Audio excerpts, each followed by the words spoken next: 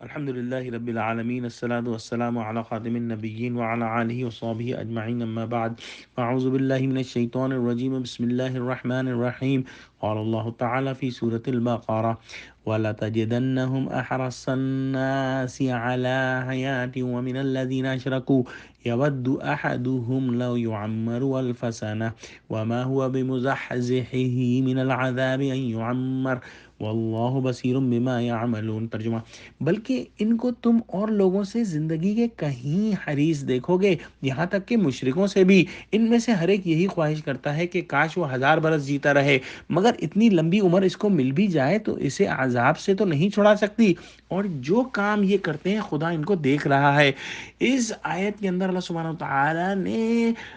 بنی اسرائیل اور یہود کی زندگی کے لیے حرص کو جو ہے وہ واضح کیا ہے، اور پچھلی آیت میں ہم نے دیکھا تھا کہ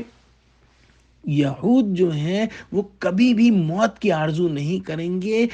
ان اعمال کی وجہ سے جو ان کے ہاتھ آگے بھیج چکے ہیں۔ گویا ان کے دل جانتے ہیں کہ انہوں نے کتنے گناہ کمائے ہیں، اور ان گناہوں کی صلے میں ان کو عذاب بھگتنا ہے۔ یہی وجہ ہے کہ وہ دنیا سے بے انتہا محبت کرتے ہیں، اس زندگی سے بے انتہا محبت کرتے ہیں، اور چاہتے ہیں کہ ان کو 1000 سال کی عمر جو ہے وہ ملے،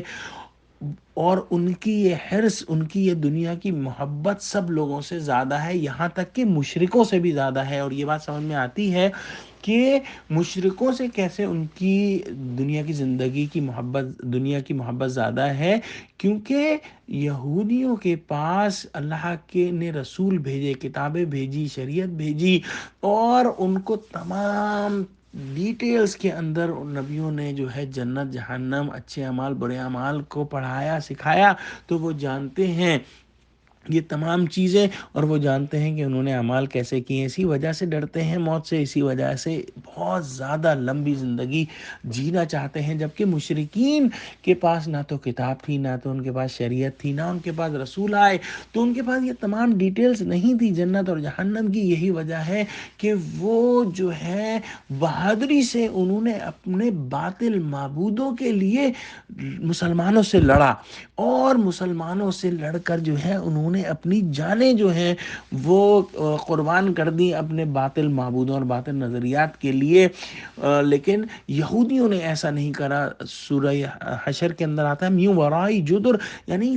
دیواروں کے پیچھے سے رہ کر جو ہے ان کی جو ہے بڑا روب ہے، بڑا جو ہے ان کی ساری جو ہے وہ کیا کہتے ہیں کام ہوتے ہیں، تمام سازشیں وہاں سے ہوتی ہیں، لیکن جوان مردی کے ساتھ جو ہے سامنے آ کے وہ مقابلہ نہیں کرتے۔